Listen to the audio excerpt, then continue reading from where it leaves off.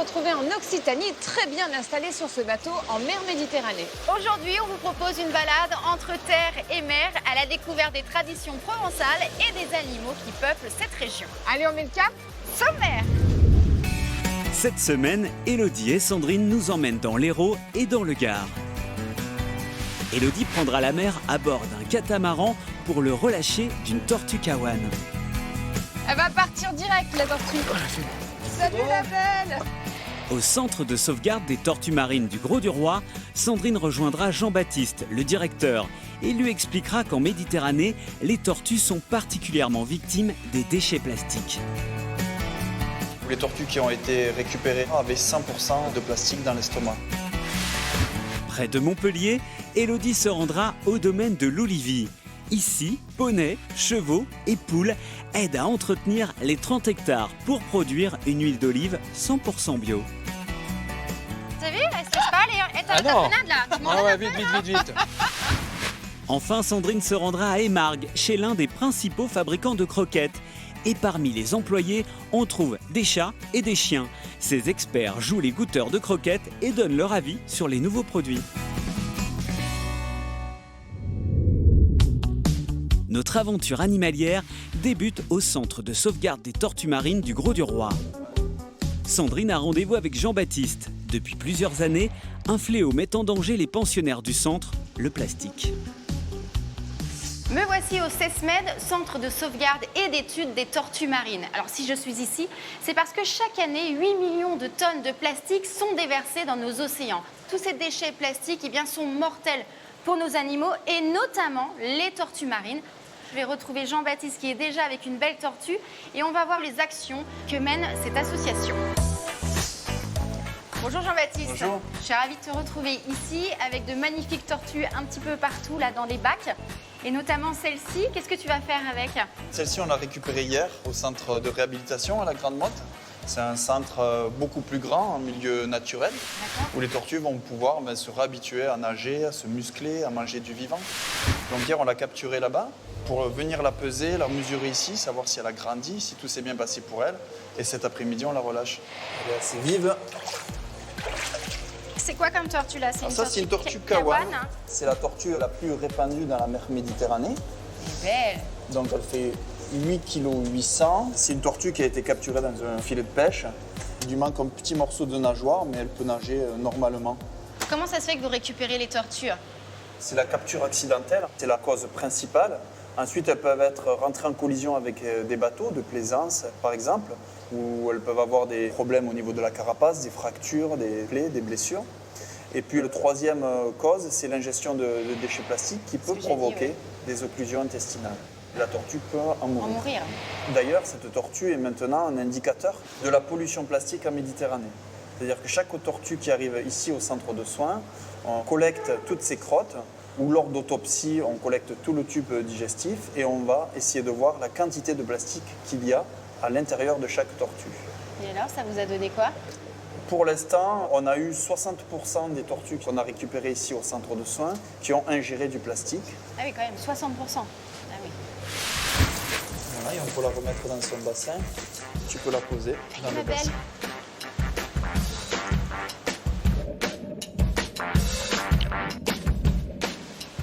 Voilà, c'est le contenu qu'on a retrouvé dans une seule et unique tortue. C'est assez impressionnant.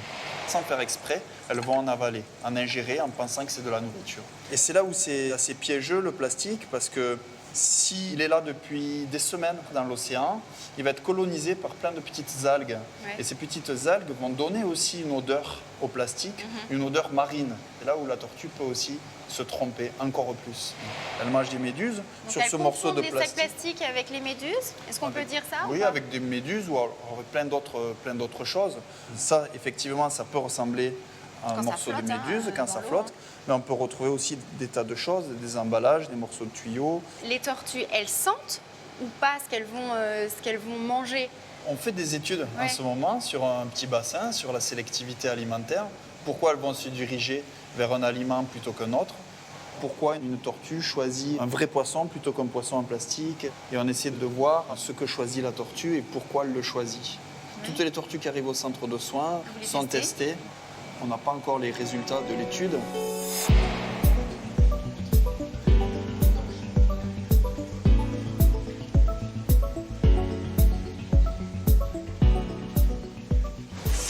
des tas de plastique qu'on peut éliminer de notre quotidien. Par exemple, ça, c'est un verre en plastique. Oui. C'est à usage unique. On boit un café, un verre d'eau, ça dure 30 secondes. Et puis après, ça peut se retrouver, et ça se retrouve dans la mer. mer. Ouais, Ouais. ouais. Et ça se retrouve ensuite dans le ventre des tortues, et ça peut tuer des animaux marins. Là, on parle des tortues marines, hein, parce que vous étudiez les tortues marines ici, mais c'est vraiment valable pour tous les autres animaux, hein. Même les oiseaux. Des oiseaux, des dauphins, des tas d'animaux vont se retrouver avec du plastique. Et beaucoup d'oiseaux meurent aussi d'occlusion. Mais quel est l'état de la mer? Et ici, en Méditerranée? En Méditerranée, c'est une mer qui est petite, qui est fermée. Et on se rend compte finalement qu'elle amoncelle beaucoup de plastique chaque jour. Il reste à l'intérieur. Et ça, c'est un vrai problème. Mais est-ce que tu sais à peu près combien de tonnes de déchets sont déversés dans la Méditerranée? On sait qu'il y a à peu près 600 000 tonnes de déchets qui sont déversés dans la mer chaque année. C'est quelque chose de vraiment énorme. Au fond de la mer, par 3 000, 4 000, 5 000 mètres de fond, on doit trouver vraiment des tonnes et des tonnes de plastique. Ça va prendre des siècles, certainement, avant de se dégrader. Mais est-ce qu'il y a des zones en Méditerranée où on est sûr que les tortues ont ingéré du plastique? On a des zones aux alentours de la Corse, Toulon, où les tortues qui ont été récupérées là-bas avaient 100% de plastique dans l'estomac. Ah oui.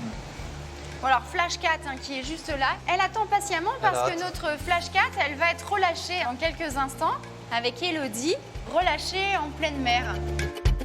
En attendant, direction Combaillot, près de Montpellier. Ici, les animaux du domaine entretiennent à leur façon les 30 hectares de l'Oliveraie.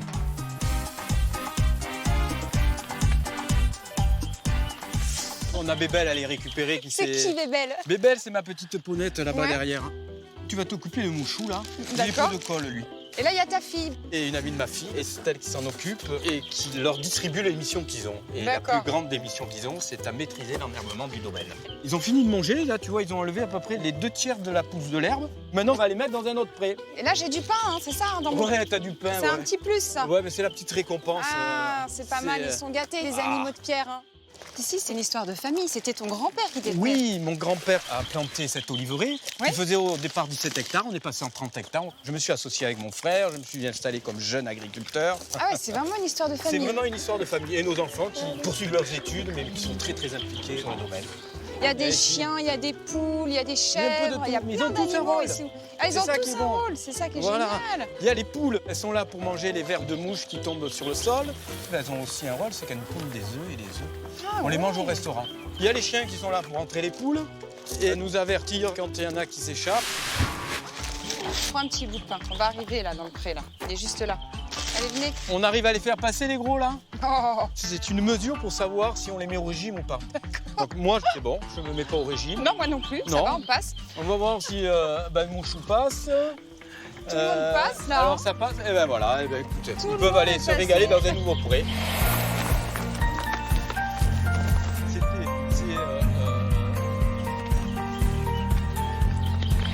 Il y a du chardon. Ah ouais, ça pique bien. Hein. Ouais. Donc ils vont manger les fleurs. Et en mangeant les fleurs, elles vont coucher le chardon.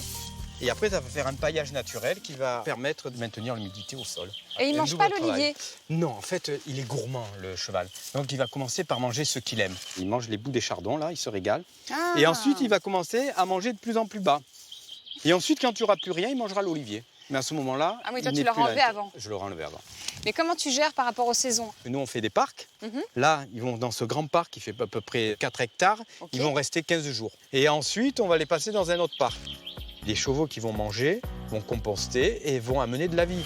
Regardez toutes ces mouches qui Oui, sont sur dessus. le Donc crottin. ça y est, ça bosse. Vous arrivez demain matin et est à moitié étalé. Oui, puis il il y a aura du fait un peu travail. d'engrais. Et là. dessous, l'hiver, après, quand vous grattez un crottin, vous avez des trous et des gros vers qui apparaissent. Ah oui, des et vers les de vers ont terre. un rôle très important. Et les les vers. vers ont un rôle hyper important. Ils aèrent le sol, ils décomposent tout. Et tous tes chevaux et tes poneys, tu les as eus comment alors, Alors, ils étaient destinés à une mort précoce et nous, on les a récupérés. Tu leur as tous donné une seconde vie. Voilà. C'est beau, hein? Disons que je les remercie parce qu'ils m'aident aussi.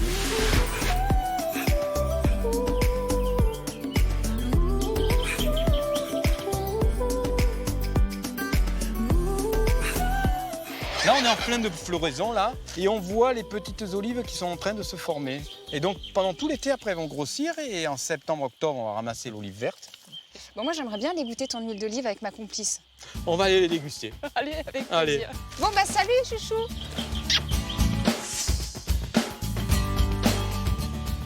te présente Pierre. Bonjour Pierre, ravi d'être ici. Bonjour. Tes yeux couleur olive. Complet. Incroyable. Justement, on va goûter aux olives et à l'huile d'olive.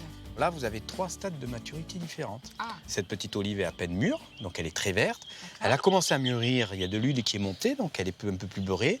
Et là, l'olive a complètement mûri, elle est noire, elle a perdu sa couleur verte. Donc ça veut dire que les olives noires, avant, elles étaient vertes en Et fait. voilà. Elle est très charnue. Vous avez ce côté beurré, en bouche, Salées. salé. Elle est hyper bonne. Ensuite, vous avez la luc en forme de Petite. croissant. Donc là, Ah, on est plus parfumé. Et ensuite, vous avez l'olive noire. Elle a un goût de litchis de rose. Ah ouais, Parce que ce côté très floral, etc. C'est fou. C'est fou, hein? C'est Ronan qui l'a.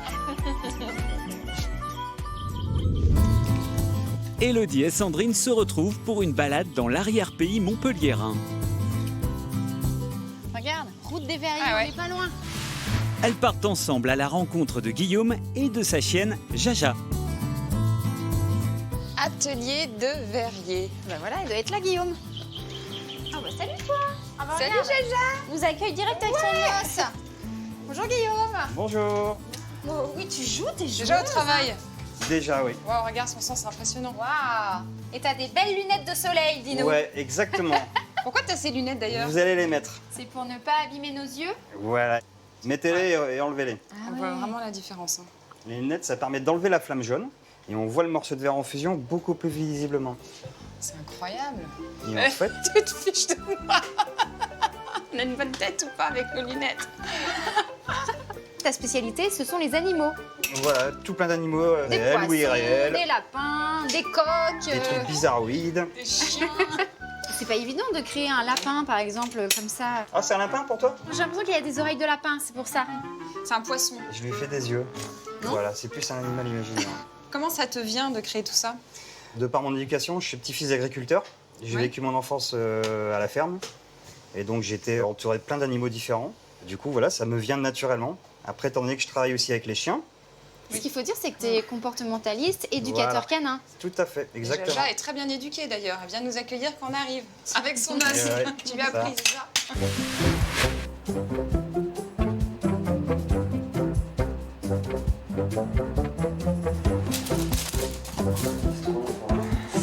Ça, c'est quoi?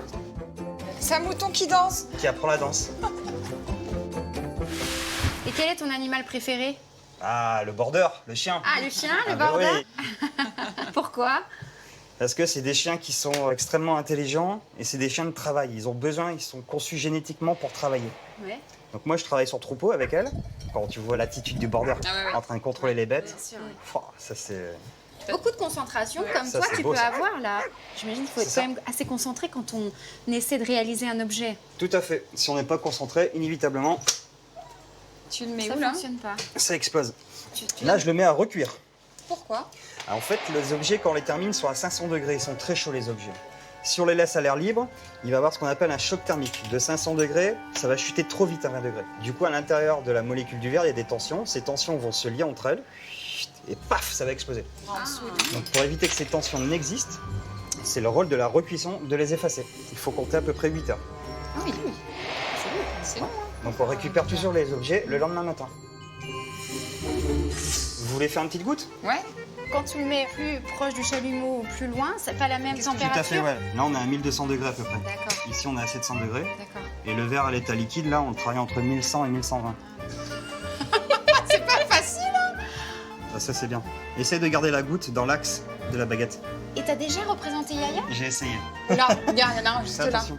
Ah, mais oui, regarde. J'avais pas vu. Voilà mon objet, magnifique. Tombe pas trop vite. Quand on est en train de faire ça, on pense à rien d'autre. Hein. C'est vraiment un travail hyper zen, je trouve. Regarde, je suis en train de créer Essaye de mettre ta baguette à l'horizontale. un escargot. Un escargot.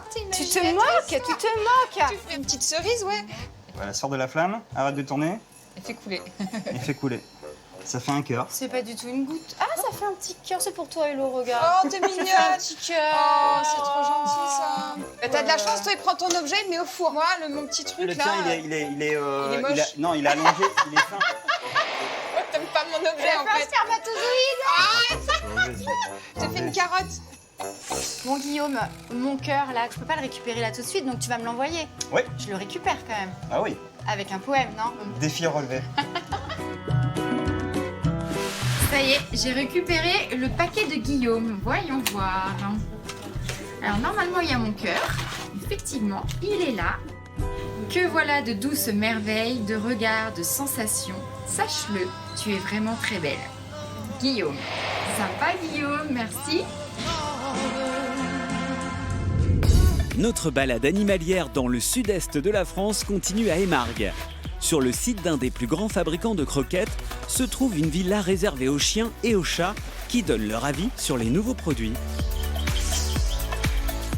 Est-ce que vous avez vu à quel point nos chats sont joueurs là? Hein, ça y va. Pou, pou, pou. On se trouve où exactement? Vous êtes au cœur de la chatterie de Royal-Canin. Nous avons nos 220 chats. Ces chatons, ils ont 6-7 mois là pour le moment. Oui, ils arrivent chez nous à l'âge de 3 mois environ. Puis ils passent par une phase de sociabilisation et puis petit à petit, ils rentrent dans, en quelque sorte, leur métier qui va être de goûter les croquettes. Alors on se dit leur métier et on se dit mais où sont les propriétaires de ces chats quand même? Alors la propriété, ils sont la propriété de la chatterie. Donc ils vont rester avec nous de l'âge de 3 mois ou plus tard environ 8 ans. Et après, ils peuvent être adoptés par le personnel.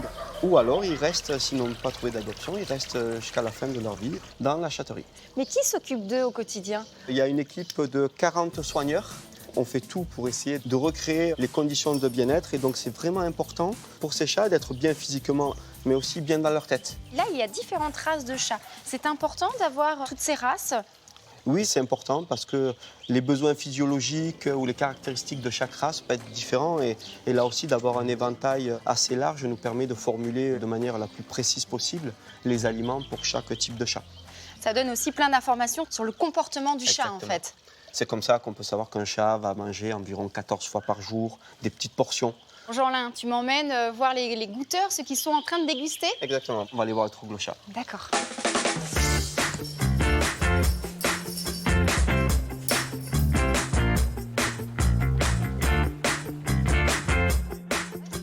Salut les chats!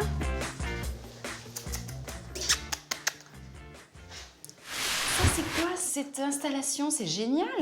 C'est ce qu'on appelle ici le troglochat. En fait, c'est un espace qui a été designé et créé par les soigneurs. Et là, regardez, on a notre petit chat qui vient goûter les croquettes. Alors là, on a 2 bols de croquettes. Est-ce que c'est goût poulet, goût saumon? Nous, on ne va pas parler forcément de goût parce que c'est important de savoir que pour qu'un aliment soit mangé, le chat va d'abord le sentir. Et l'appétence, en fait, c'est multifactoriel. Il va y avoir l'odorat, certes, il y a le goût, mais aussi la texture des croquettes, la forme de la croquette, l'environnement. C'est tout un tas de choses que l'on est toujours en train d'étudier pour savoir quels vont être les facteurs qui vont permettre que le chat va aimer le produit. Alors lui, il a préféré cette gamelle-là. Voilà. Il va manger les mêmes croquettes pendant une semaine. Et ensuite, on regarde si le chat est capable d'absorber le maximum de nutriments et aussi si la qualité des sels est conforme à ce que l'on attend. Ni trop sèche, ni trop molle. Dans la qualité des sels se voit aussi la santé de l'animal et sa capacité à digérer les aliments.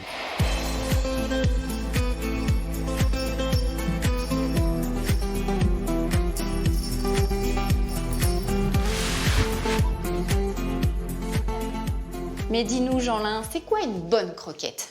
Alors, une bonne croquette, d'abord, c'est une croquette qui va fournir un aliment complet avec tous les éléments nutritionnels dont le chat a besoin. Oui. Et vraiment, ce qui fait la différence, c'est le nombre de nutriments que l'on peut retrouver par croquette. Donc, des protéines, des graisses, des vitamines qui vont permettre au chat d'avoir une bonne santé. Pour prendre un exemple, si un chat prend 100 grammes de croquettes, et qui n'a que 10 grammes de sel, ça veut dire que l'aliment aura été digéré à 90%. Et c'est important, alors que sur d'autres aliments, c'est peut-être que 50% qui va être digéré. Pour avoir les mêmes apports énergétiques, il faudra en manger 2 fois plus. Et est-ce qu'il faut changer les croquettes très régulièrement?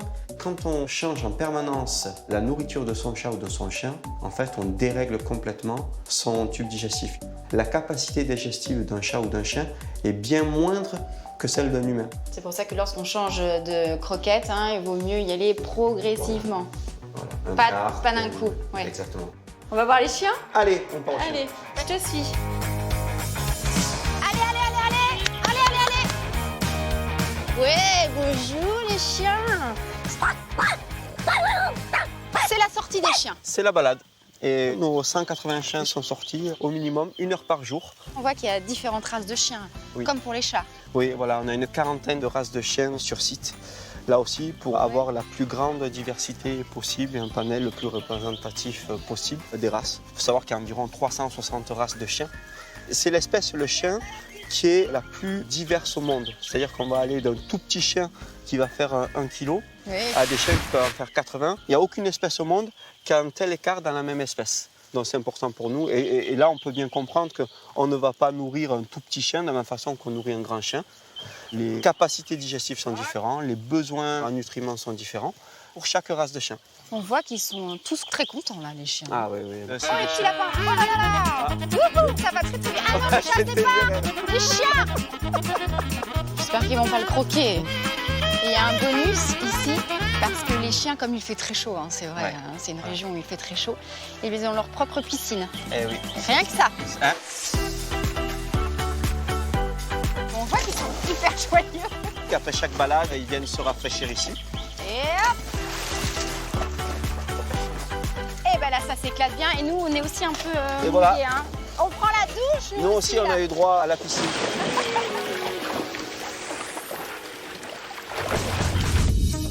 Au port de la Grande Motte, Élodie embarque avec Jean-Baptiste. Le soleil est au rendez-vous, mais le vent s'est levé.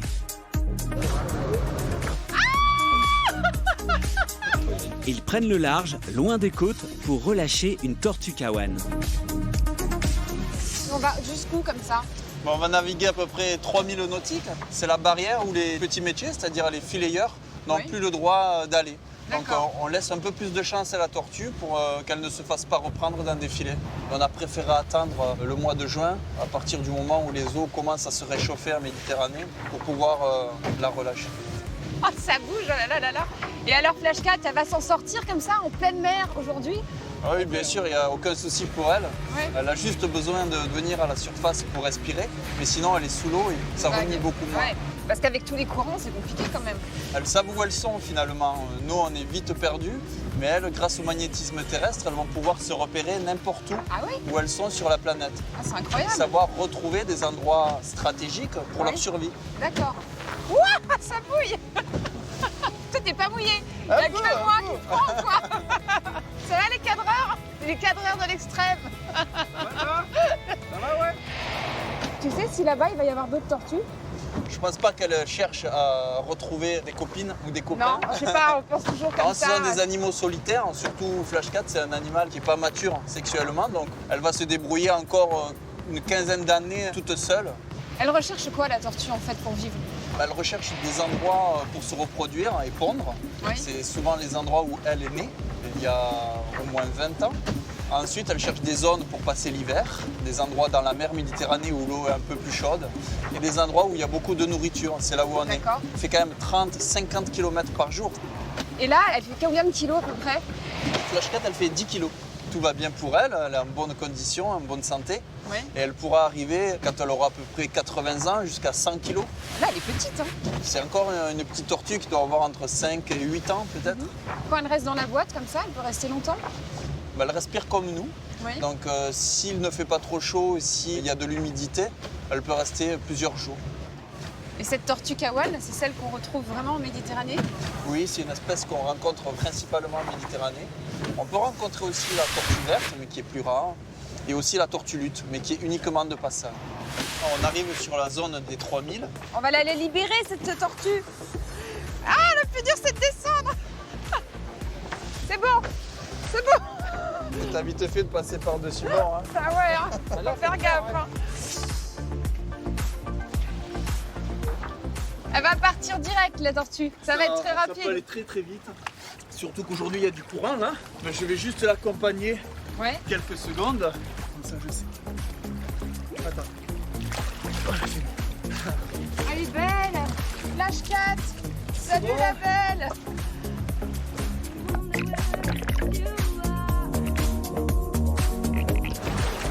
la plongée. Tchoum.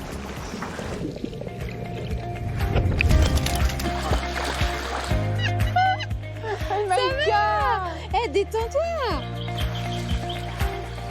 C'est avec ces beaux staffis Max et Maïka que notre émission touche à sa fin. On espère que vous avez passé un agréable moment en notre compagnie et avec tous nos passionnés d'animaux. Si vous le souhaitez, vous pouvez voir ou revoir les émissions sur le site et l'application MyCanal. Et nous suivre sur les réseaux sociaux. Allez, on vous dit à très bientôt. Dans les animaux de la 8. Bye bye. Bye bye, Max. On est bien au bord de la piscine. Ah ouais, oh là là. Un Un petit cocktail, non? Un petit cocktail. T'as une araignée énorme sur toi. C'est pas grave. Regarde là, elle est grosse. Non, c'est une chevaucheuse. Ah non, non, je veux pas d'araignée. Je m'en sors de ça. C'est là où ça Christophe, me essaye de joue m'aider. loin, près du mât. C'est un métier d'un jour, hein. Un petit cours d'aquagym pour les chiens maintenant. Moi, je te présente Pierre. Bonjour Pierre. On va faire de la dégustation. Je suis entre vous deux, là, il se passe un truc. I am the king of the world.